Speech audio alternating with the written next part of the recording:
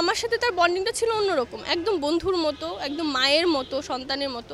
আমিও আমার নিজের সন্তানের মতন করে আমার চাচুকে সবসময় দেখেছি। আমি সবসময় বকাঝকা করেছি, ওই সুস্থতা অসুস্থতা নিয়ে অনেক বকাঝকা করতাম। এগুলো নিয়ে আবার আমার বাবার কাছে সবসময় বিচার দিত যে তোর ছোটো মেয়েটা সবসময় শুধু আমাকে বকে। আবার উনি এগুলো এনজয়ও করতেন খুব।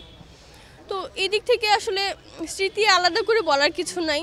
আমার চাচুর সাথে আমার জীবনটা আমার মনে হচ্ছে যে চাচু না থাকে হয়তো আমি আর এই পৃথিবীতে আছি কিনা আমি এটা ফিল করতে পারছি না। আমার একটু পরপরই আমি এরকম মনে হচ্ছে যে সব কিছুই হয়তো ভুল।